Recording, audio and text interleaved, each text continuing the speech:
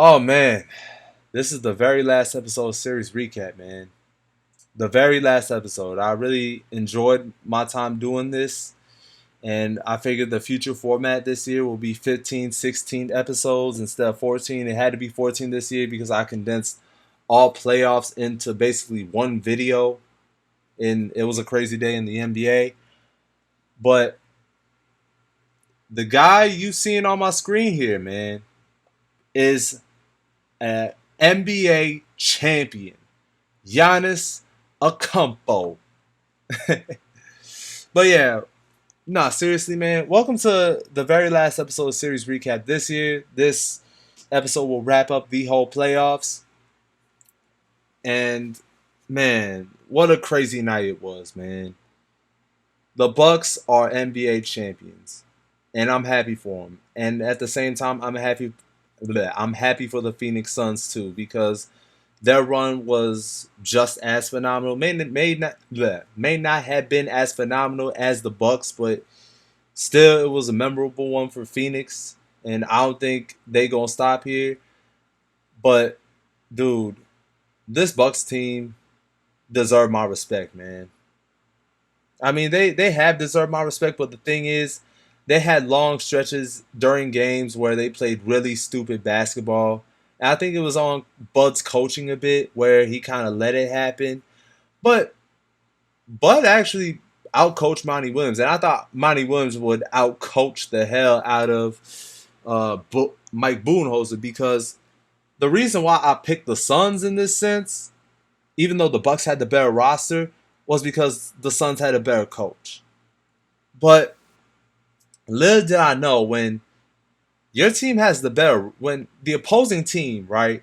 If you're an opposing coach and you're supposed to be better, if their team is just better and bigger and faster, there's only so much adjustments you can make. So Monty Williams, if anything, I don't think he did anything wrong this series except, he called bad timeouts or he let Booker sit in stretches of the game where they made comebacks, same with Chris Paul. But honestly, even then, it's like there's only so much adjustments he could have made because at the end of the day, the Bucks played with absolutely more heart than the Phoenix Suns. And not to take anything away from Phoenix, I think their run was great. Milwaukee's run was just greater because it capitalized on a championship, right?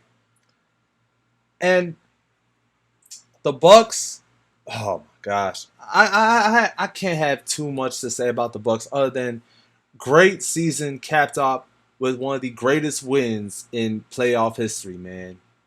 It definitely was, and they deserve this moment. And I'm gonna read y'all Giannis's resume right now, and shout out my man the Kid Gowie. Most improved player, 4-time All Defensive Team, Defensive Player of the Year, 2 times actually, or I think 2 times. Oh no, shit. No, he was only one in 2020. I actually have no basketball knowledge. Holy shit, my basketball knowledge is cursed for life, man. But hey yo, 5-time All NBA First Team, 5-time NBA All Star, one All Star Game MVP. I believe that was 2019 or 2020. Somebody correct me on that. A 2-time MVP, a Finals MVP, and an NBA champion. Automatically at 26, he is a first ballot Hall of Famer, man. I'm proud of the kid, and I'm also proud on how the Bucks look to get better and how Giannis looks to get better each and every year. Like he's a run and dunk guy for sure, but he wasn't like the same just dribble at the top of the key and barrel his way to the basket. No, he was being crafty with some of his moves in this game. Obviously, having Milton and Holiday helped out a lot too. It would have really helped. But look, Giannis. Actually, let me fucking backtrack for a sec. When you utilize a player like Giannis and his strengths correctly, good things are gonna happen. Whether it's the roster change or just putting him in the right spots and not just letting him ISO at the top of the key and barrel his way to the rim. Because what I saw in this series, and to some extent the Nets series as well, sure the Nets didn't have great defense, and the Suns They played passable to pretty. They were alright on defense. They weren't anything special, but they weren't bad either. But what I saw in this is that he was being set up to be put in those spots. And when Giannis attacked, he attacked at the right time. He just wasn't attacking blindly like he did in the Toronto Miami series. A lot of people don't seem to a lot of people don't seem to realize that he's adjusting his ways to get to the basket.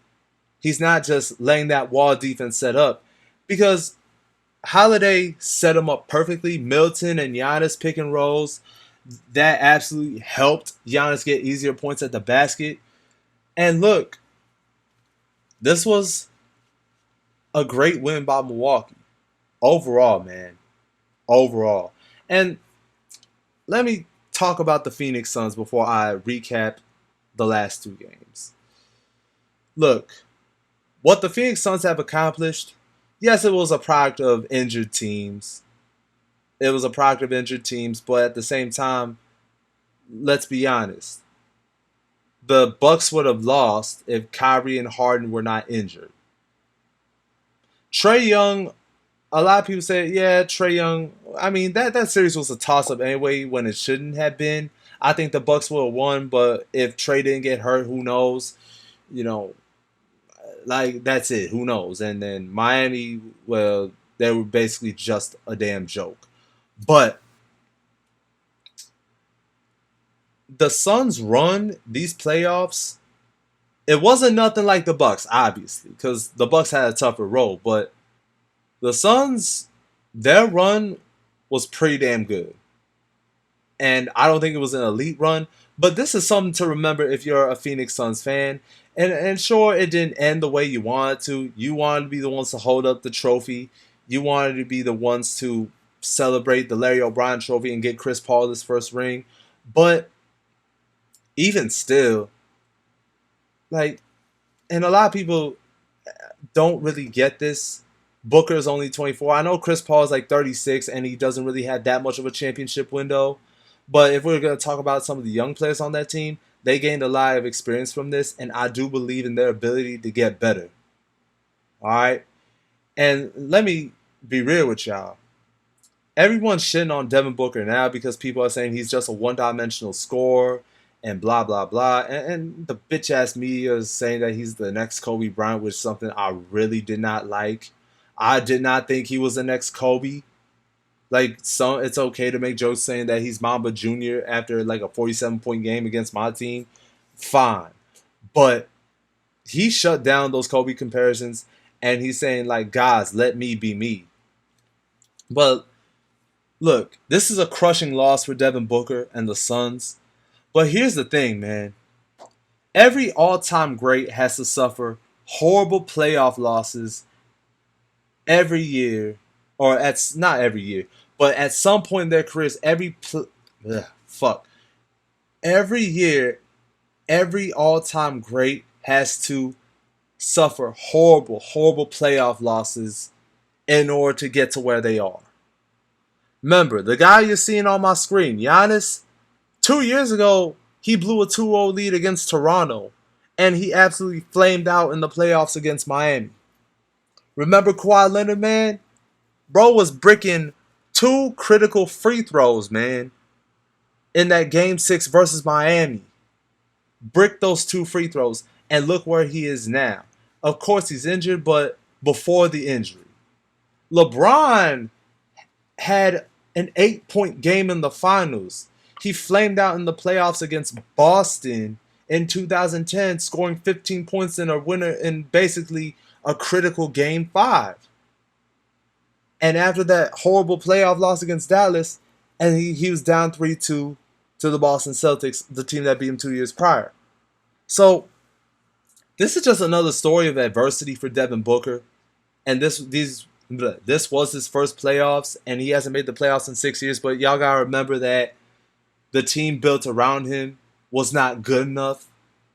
Like, sure, if he's that great, he will lead his team to the playoffs, but really it's not about the player. It's about who you build around in terms of set play. Because remember, Giannis did miss the playoffs 2 years of his career. His rookie year in 2015-16.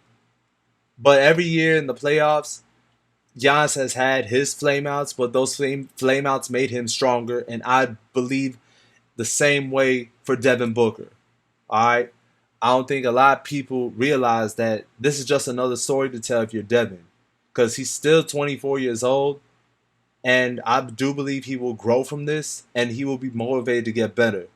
Now, sure, like Kylie Jenner and, fucking whatever. But if we can throw out the whole Kardashian curse out the window, even though it's undefeated, or Jenner curse, whatever the hell, Devin Booker, he's still a really great scorer. He may not be all-time great yet, but this loss is going to motivate him because he knows how damaging it is.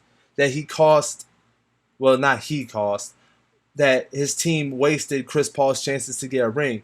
That would also hurt the Suns, but at the same time, the Suns, they're still a young team, and at the end of the day, the Bucks played better, they played faster, they played stronger, they played with a lot more heart.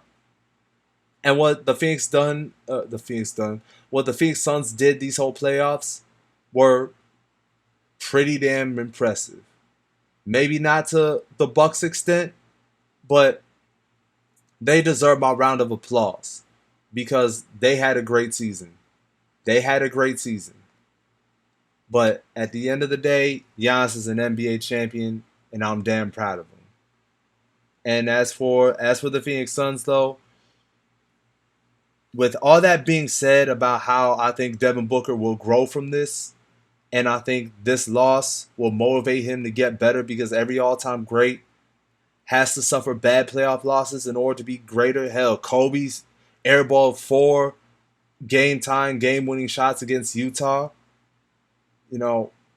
I can name a whole list of all-time greats who had these type of playoff flameouts that Booker and Giannis had. But with all that being said, the Suns, y'all have a lot to learn this year, man. Y'all actually have a lot to learn because the Bucks took y'all to school and they gave y'all tests and you only passed for 2 semesters. If that man, that shit ain't make sense. Fucking, why am I stuttering so much, man? But nah, for real.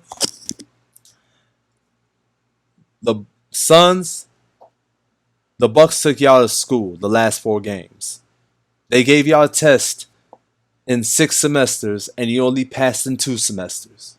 And y'all failed the next 4. So, y'all have a lot on your plate to learn. Everybody on this roster, from top to bottom, y'all had a lot to learn. With all that being said, great season by the Suns. Even greater season by the Bucks. So, Giannis, you deserve this moment, bro. You absolutely deserve this moment. And Chris Middleton, he is an absolute closer. Drew Holiday is a dog. And Bobby Portis, man, I watched this dude play in New York. I heard of him in Chicago. And I really didn't hear of him too much while he was there when he had Jimmy Butler and all those guys. But, man, I saw one game in New York where he was dropping 3 after 3. And against his former team, I think he led the comeback when he was with the New York Knicks. But Bobby O, man, that dude's a dog. A gem in the fucking rut, man. But anyways, with all my sentiments being said about both teams, let's get on to the last 2 games, which is going to pain some Suns fans to hear, but just bear with me. Bear with me on this, man. So, Game 5, the final score was 123-119, obviously. But something that I noticed is that the Bucks' big 3 played well, but the Suns had every opportunity to win this game. And look, Chris Paul didn't play all that well up until the 4th quarter. And Chris Paul, ever since game one, he has been marginal at least in these playoffs. He's been fine the last two games, but games 3 and 4 were just absolutely unacceptable. They were unacceptable on his end. But Chris Paul showed up in the fourth quarter, and they nearly came back down 10 with the Bucks playing well, but Booker made a really bad offensive play where he was look, he had an opportunity to pull up from 15 foot, but he decided to go deeper and deeper and deeper. And then while he was about to turn around and fall away, Holiday took the ball from him, and Holiday threw the alley-oop to Giannis, which sealed the damn game for the Milwaukee Bucks, and they take a commanding 3-2 series lead. So that was a tough pill to swallow. But here's the thing that I did not like from the Phoenix Suns in Game 5. And it was about to happen tonight, but Milwaukee knew what was at stake. If they lose this game, they were going to lose the series. And I think that's what's going through their minds. The thing I did not like about the Phoenix Suns is that they led 21-37, and Monty Williams sat Devin Booker. While, yes, Devin Booker was in foul trouble, and DeAndre Ayton. While Booker was in foul trouble, that's somewhat understandable, but you cannot sit him while the other team is making a run. And by the time the Bucks made their run, it only took their lead being cut to 3 for Monty Williams to call timeout. And the second quarter for the Bucks ultimately was the deciding factor of this game. The third quarter they still played well, but it's the second quarter that not a lot of people are paying attention to, because the second quarter, the Milwaukee Bucks led 43-24, and it ended up becoming a 61-64 ball game, and the Bucks had an 11-point lead, and I thought this was in the bag, but Chris Paul hits a 3, Devin Booker hit some big shots, and Chris Paul made a few big baskets, dude. But in the end, it was that last turnover that mattered not to what Phoenix was about to do. And that alley-oop to Giannis eliminated that. And here's the thing. The Bucks shot poorly. Dude. And they still won. The Suns played lights out basketball. They played great basketball too. And they still lost by basically the final possession. Similar to what happened to Game 4. Chris Paul basically unacceptably choked on that last play. In Game 4 at least. But Game 5, this was basically a winner-go-home series. And a lot of people said if either team won Game 5, they would have won the series. Maybe if the Bucks won tonight after losing Game 5, they probably would have won, yada, yada, yada, who knows. But, come on, man. Booker had to be better than that damn turnover. But at the same time, I had to point to his inexperience too, because a much more experienced vet would not have done those type of stupid plays, and Booker did not have all that experience. So I'm not gonna give that a pass. But man, I can't pronounce shit. Psychologically, I can understand that, because after all, he's still 23, 24 years old in his first playoffs. But even still, you got to be simply better than that. And I was so mad at how they lost the game, because sometimes it's not about if you lose, it's more about how you lost. And that turnover just basically took the wind out of their sails. And Game 6, Booker, after 2 straight games of 40-point performances, man, he shit the bed this game. Well, at least as opposed to how he played in the last 2 games. Because Booker had 19. And Chris Paul basically was the scorer that a lot of people wanted him to be in this game. Chris Paul was doing his part. Yeah, he had bad turnovers and bad shots, but other than that, he was spectacular this game. Chris Paul, he should have passed the ball more, fine. but he had 26 points and he was the leading scorer. It's Devin Booker that needed to be better. DeAndre Ayton was starting to get on my damn nerves, and I get that he's 22. But here's the thing that I noticed with Giannis and that I was hoping AD would have done. Giannis gave Ayton a whole lot of problems. All right. And he made DeAndre Ayton's life hard. And I was trying to tell some of my friends this too. The reason why DeAndre Ayton's life was so damn hard when guarding Giannis was because Giannis did not settle for jump shots. All right. And when Ayton covered Anthony Davis relied on jump shots. And I've seen Anthony Davis enough times to know that he could be way too trigger happy with a jump shot instead of utilizing his size to dominate DeAndre Ayton. I know DeAndre Ayton's pretty good, but in the Lakers series, I was like, oh, come on. Anthony Davis should absolutely destroy DeAndre Ayton. And to be fair, he did, but at the same time, and he did get injured. All right. If he stayed healthy, it would have been Lakers in 7. Because I cannot really doubt the leadership of Chris Paul like that. But Anthony Davis did not assert himself. It didn't, like, I don't know why. It didn't feel like he asserted himself the way Giannis did. And I'm saying this in the context because I know LeBron's still the best player on the Lakers, but AD was going to be our deciding factor. And obviously that was before he got hurt. And it just didn't feel like he asserted himself enough. And DeAndre Ayton was like, look, if you're going to take all those jumpers, we're going to live with you taking all those jumpers. I can't foul you shooting goddamn jumpers 60% of the game. Whereas Giannis attacked DeAndre Ayton and gave his life hell and put him in foul trouble. And Ayton, this is his first playoffs too, and I think he will get better. He just had... Look,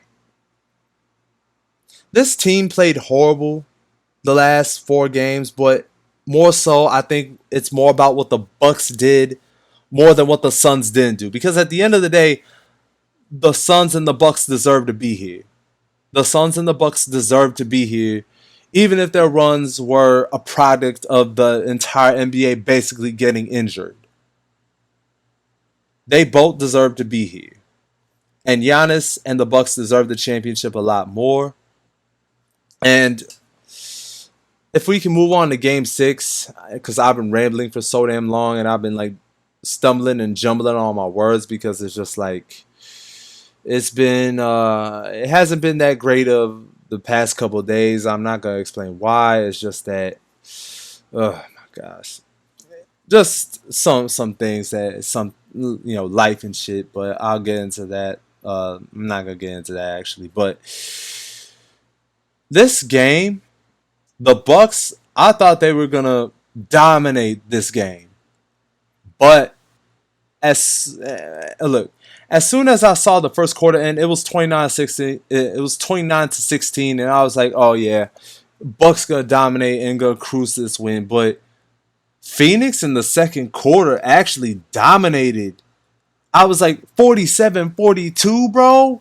47-42. I'm just like, oh my gosh, are we gonna see another deja vu moment? But Giannis, though, man. Here's the thing that I want to see from Giannis next year, and I think he knows this. I want him to be better than a 60% free throw shooter. And I think he's well aware that he can be much better. Like, it's not just at home. He needs to do this consistently every game. Now, look, to his credit, he made those critical free throws in Game 7 versus Brooklyn. But at the same time, if y'all take into account that on the road, he's absolutely horrible, but at home, he's absolutely dominant. And I do believe that Giannis will use that as a way to say, let me get better with my shot overall. Now, I'm not saying be a three-point shooter. I don't want Giannis to be a three-point shooter. Are y'all out of your minds if that's what you think I'm insinuating? No, I'm not saying that at all. But Giannis needs to be much more consistent. That's what made the greater great championship players, elite, they hit their free throws on the road. They hit critical free throws when it mattered. I'm not saying Giannis did not shoot critical free throws, shot and made critical free throws when it mattered in Game 6, because it definitely mattered and it definitely contributed to why they won. But I'm saying later on down the line, teams on the road are gonna hack Giannis because they don't believe in his ability enough to shoot on the road. And if Giannis can just basically will that damn ball in every game, he may not be 90% like Damian Lillard and Steph Curry, but with the way his free throw routine is now, because look, if y'all see his free throw shooting at home, especially in games 3 and 6, his routine was faster. His routine was absolutely faster. And he definitely did not exceed no damn 10-second mark like he did these whole playoffs. But if he could do that every game, game in and game out, especially on the road, he may not be 90% from the line, but he'll definitely be above, let's say, 70 or at least around 75, 78-ish. Maybe low 80s. And that's okay. That is going to make him better. That in and of itself is going to make him better, all right? I think Giannis is going to get better, and the team is going to be looking to get better. I think they will run it back, but I'm still on the Rondo to the Bucks bandwagon. And if you're the Phoenix Suns, yes, this is crushing. But look, every all-time great and every great player has to suffer bad losses in order to get better. And I think Booker doesn't believe in complacency. And remember, I think there was a point in time where Booker said he was tired of losing. He wanted to be in a scenario where he wanted to win.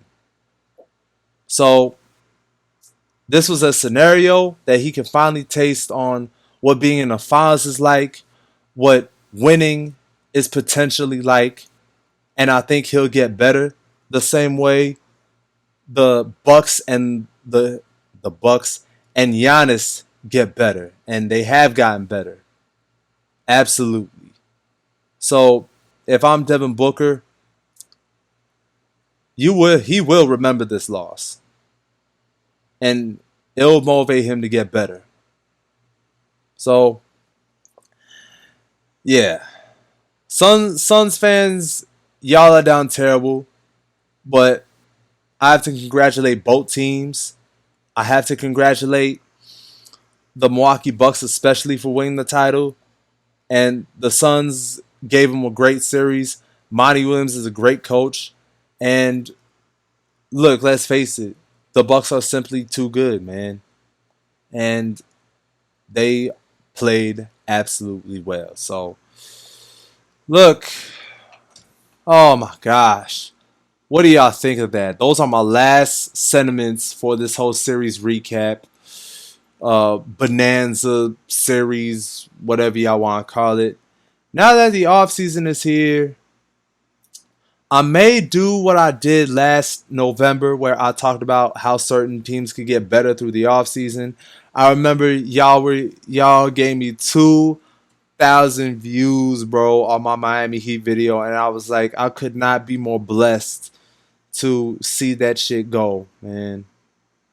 To see my channel truly jumpstart the way it did. I don't have that much subscribers, but the fact that I saw 2,000 views on that video, it really motivated me and humbled me to get better. And look, I may sound like a casual fan right now because me formulating sentences is really not all that great, but it's just like, sometimes your mind is so much in scramble mode that it's like, dude, what the fuck do I say? But yeah, I hope y'all are able to put up with that. Now we are going to be going back to script writing and the music in the background. And during the off season, I'm definitely going to be doing my Nets rebuild video. And that'll be the first video I'll be doing in terms of rebuild. I do have I have some for like teams like the Timberwolves, you feel me? But I feel like the Nets is a more significant case. And I feel like I want to rebuild the 76ers because of how Simmons of Ben just was just terrible. Then again, that whole Sixer team choked when it mattered. But yeah, man. Yeah, I'm 30 minutes into this shit. But yeah, I love y'all. I always appreciate you guys. Y'all were there, and when I did this shit back in November with my Tobias Harris trade, and man, look how far I came, man. It's such a big blessing, man. So again, congratulations to the Bucks, Suns. We hope to see y'all next year. But look, man, I'm so fucking proud of Giannis, man. I'm so happy for him. I'm so happy for the Bucks. I mean, I fucking said it like 86 times in this video. But hey, we're gonna be back to the normal shit. Hopefully y'all enjoyed this little podcast commentary bullshit. And I promise I will get better through this. But until then, that's the end of this video. I'm X Deuces. Again, thank you guys for watching or listening to series recap. And yeah, it's only it's only up from here, man. But I have some shit in store for y'all. But yeah, I ain't got nothing to say. Peace.